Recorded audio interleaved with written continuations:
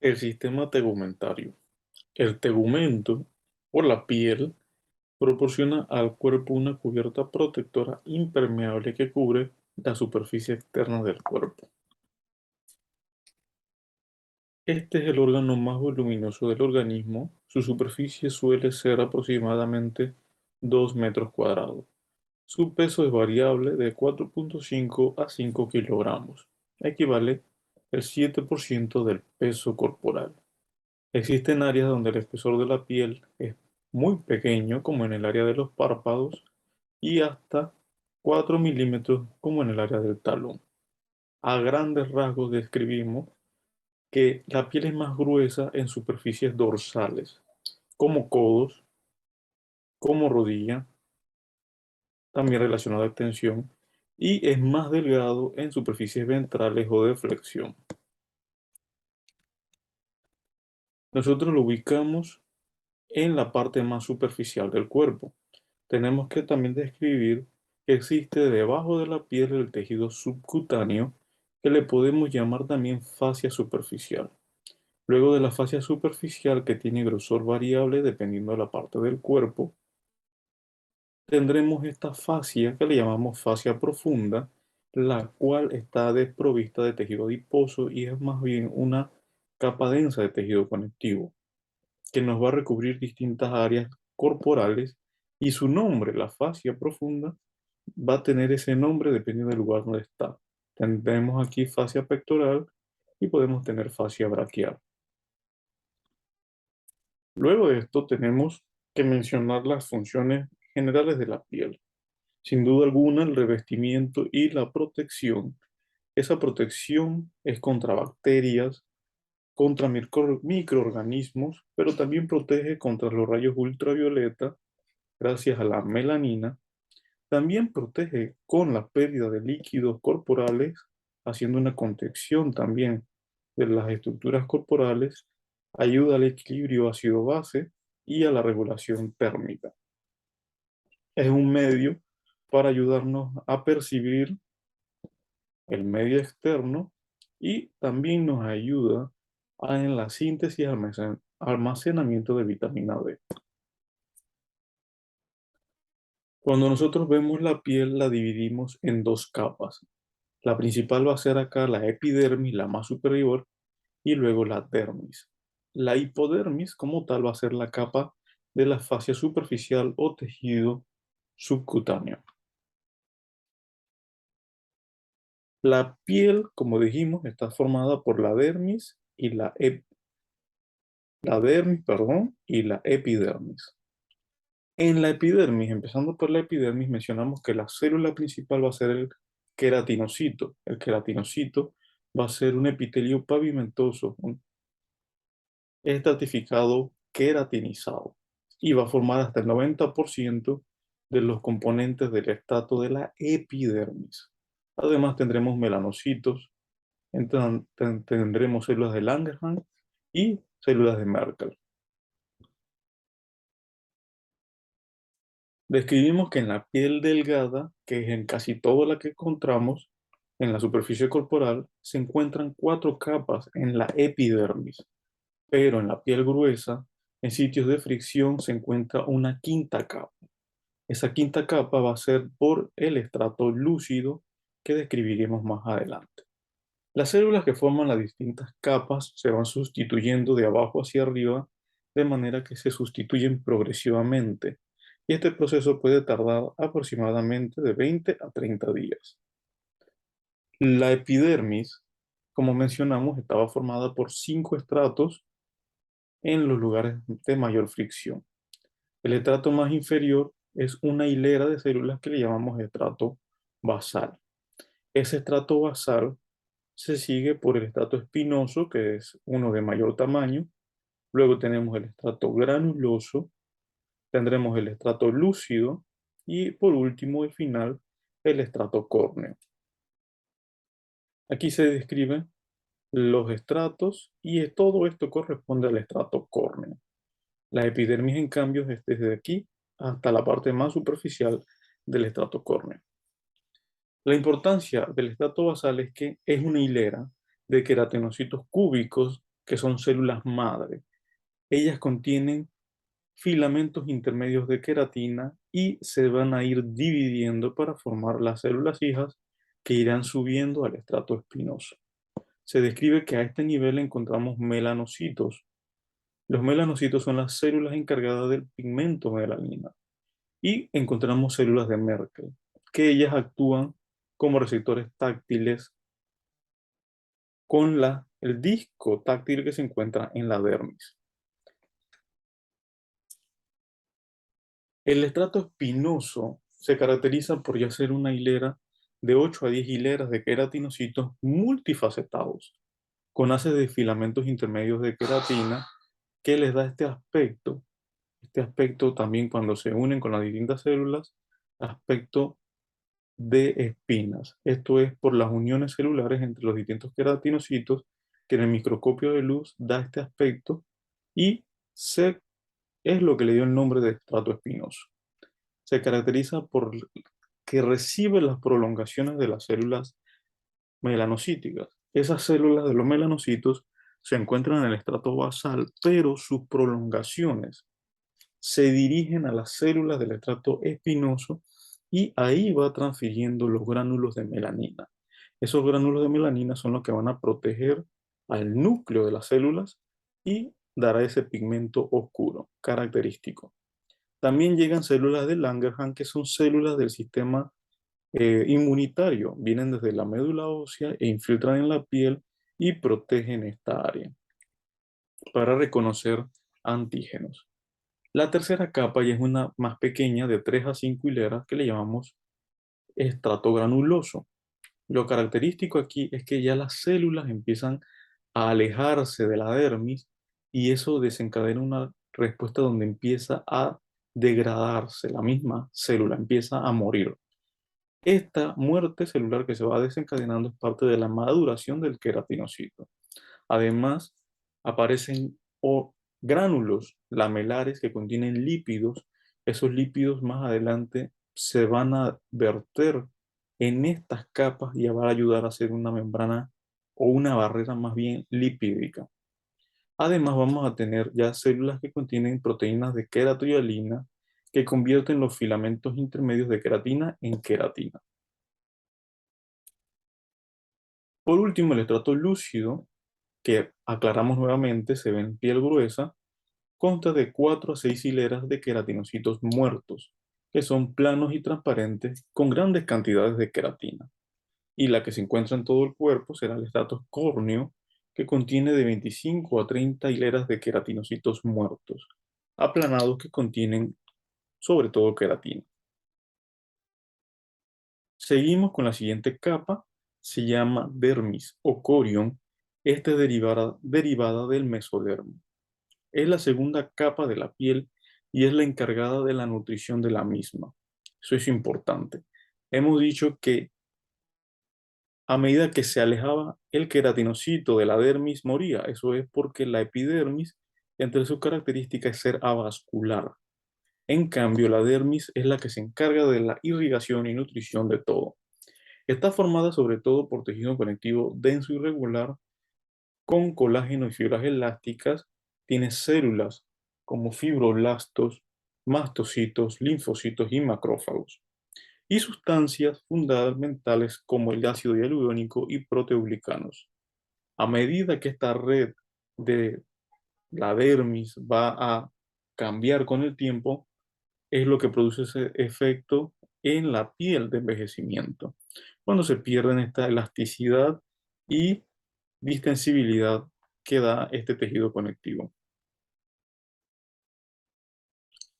En la dermis podemos agrupar distintas regiones. A grandes rasgos tenemos esta porción superior cerca de la epidermis.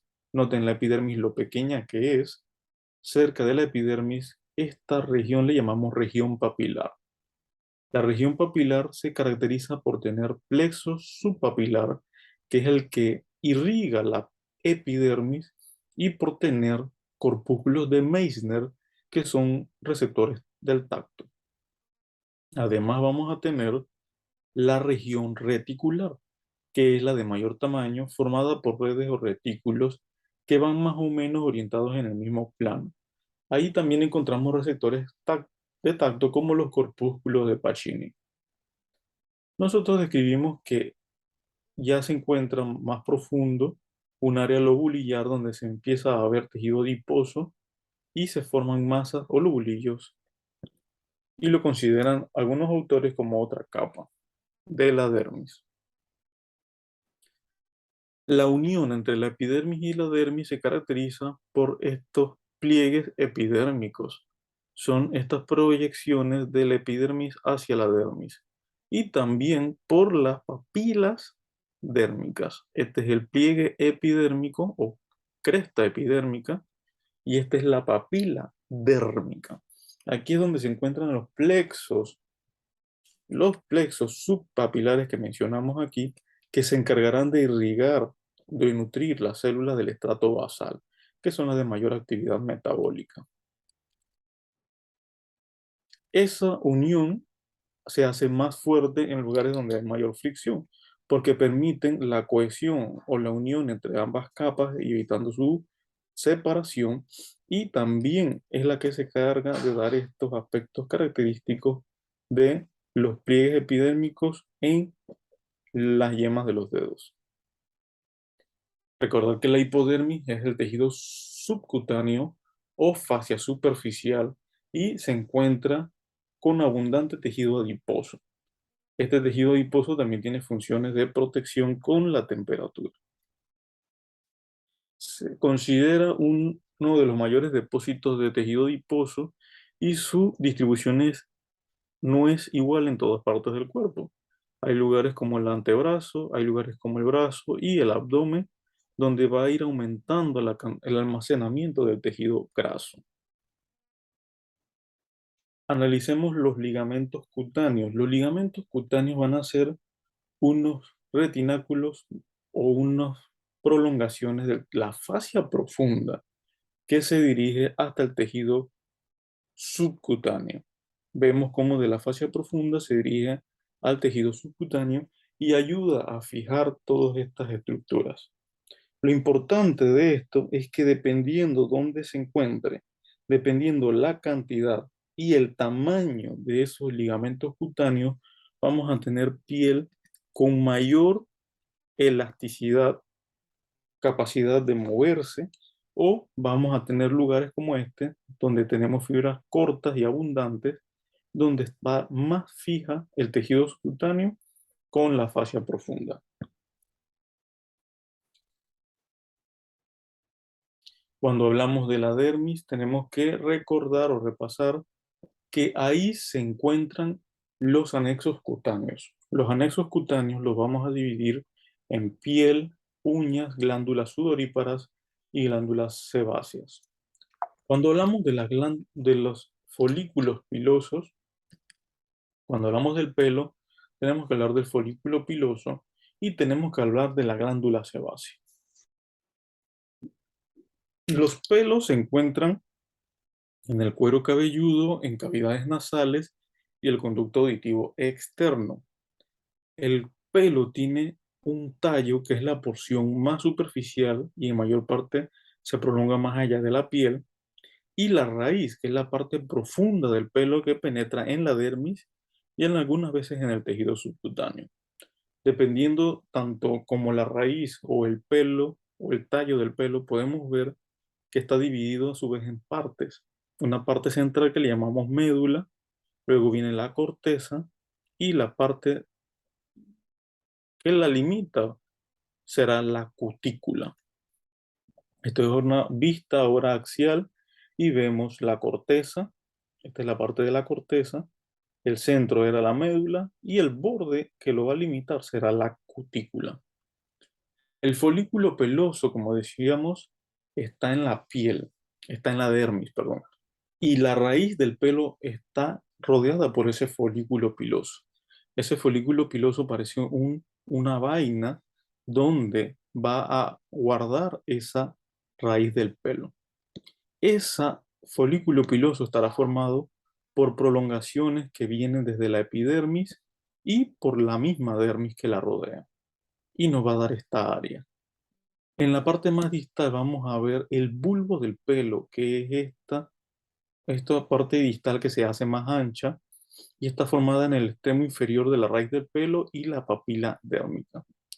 La papila pilosa es la terminación ensanchada más profunda de la raíz del pelo, más profunda, donde vamos a encontrar esta indentación donde entrarán los vasos sanguíneos y se encargará de nutrir esta matriz que se encargará de producir o aumentar el tamaño del pelo. Según el área donde estemos en la matriz, vamos a tener lugares que se encargarán en aumentar el tamaño del pelo y otros en mantener los componentes de el folículo piloso.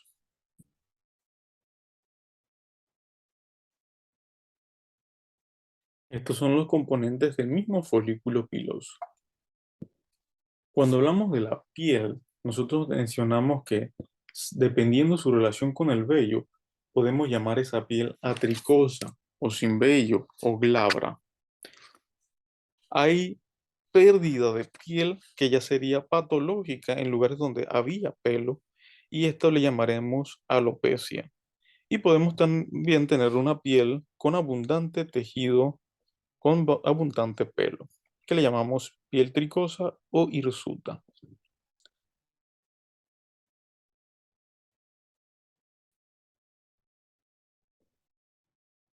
Según su orden de aparición, el pelo lo podemos clasificar como lanugo o vello fetal que se encuentra en el recién nacido, que junto a la vernis caseosa protegen al feto en su vida, al producto en su vida intrauterina.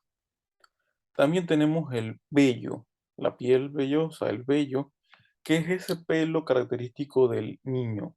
Es un pelo delgado y poco abundante.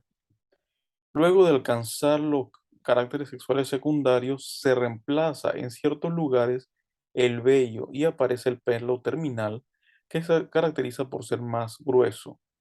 Lugares principales donde se reemplaza en el área de la axila, el área perianal, la región púbica.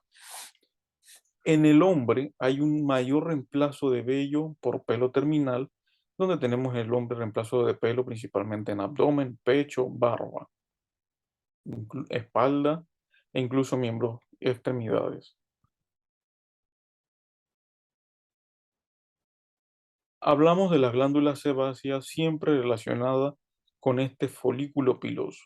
Cuando vemos esta imagen, notamos aquí la presencia del folículo piloso y vemos su relación, perdón, de la glándula sebácea y vemos su relación con el folículo piloso.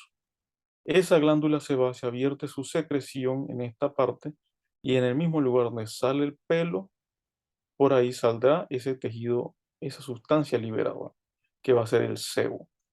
Estas glándulas son más abundantes en cara, cuero cabelludo y frente, y su función va a ser para regular la textura de la piel, mantenerla y la flexibilidad del pelo,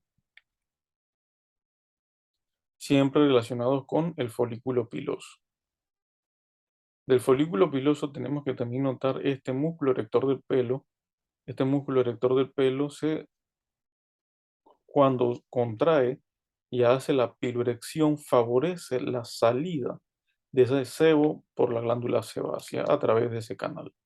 Hay lugares donde se determina que hay menos pelo con relación al folículo piloso.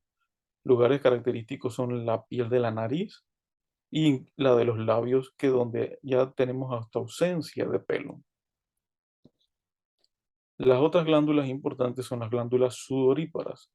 Las glándulas sudoríparas son células tubulares, glándulas tubulares en espirales simples que conducen y producen el sudor hacia el poro sudoríparo. Nosotros dividimos las glándulas sudoríparas en ecrinas, que la consideramos solamente a veces como glándulas sudoríparas. Estas son las encargadas de producir el sudor desde que nacemos. Estas son las que producen el sudor cuando hay cambios de temperatura para, para aumentar la pérdida de calor. En cambio, al desarrollar las características sexuales secundarias, aparecen en acción las glándulas apocrinas. Las glándulas apocrinas no aportan principalmente a la sudoración per se. Ellas simplemente ayudan es a producir una secreción que tiene mayor cantidad de sustancias o sustratos que serán metabolizadas por las bacterias de la piel y le darán olor característico a esa región. Estas glándulas apocrinas las encontramos en la piel de la axila, en la areola y la región anal. Otras glándulas apocrinas modificadas están las glándulas del conducto auditivo externo que producen cerumen y en los párpados las glándulas de Moll que ayudan a lubricar el cierre de los párpados. Para terminar con los anexos cutáneos mencionamos las uñas. Las uñas son apéndices, son anexos o apéndices que se ubican en la falange distal, en el dorso de la falange distal, tanto de dedos de manos y de pies. La uña per se será la placa ungueal, que es el cuerpo de la uña, es lo que vemos aquí. Lo podemos conocer como placa ungueal, la cual se encuentra sobre una epidermis que le llamamos lecho ungueal. En la parte más proximal tenemos la matriz ungueal o ungular, donde se encuentran esos queratinocitos que van a producir la uña, van a formar la uña. En su extremo, donde se encuentra la matriz, describimos que esta parte de la placa ungueal se le llama raíz de la uña. Esa raíz de la uña está rodeada o se encuentra rodeada por la matriz. Esta parte superior, en la parte proximal del estrato córneo de la piel, le llamamos cutícula, se extiende hasta los lados y ayuda a proteger de infecciones de agentes de microorganismos en esta parte. Y en el extremo distal vamos a encontrar esta prolongación del lecho ungueal hacia la uña que le vamos a llamar hiponiquio, que ayuda a proteger también esta área. Nosotros cuando vemos la uña desde una vista superior, podemos ver un área donde la matriz celular, la matriz ungueal, perdón, se prolonga y bloquea la vista del lecho ungueal. Esto le llamamos lúnula. La lúnula es que no nos bloquea la visión del lecho ungueal. El lecho ungueal, como estamos viendo acá, se ve muy irrigado, el lecho ungueal es muy irrigado y a través de la placa ungueal, que es más o menos transparente, podemos verla. En cambio, en el área proximal, la matriz se extiende sobre esta área y bloquea, la matriz se extiende sobre esta área y bloquea la visión del lecho ungueal y da este aspecto blanco por la ausencia de ver la, el lecho ungueal.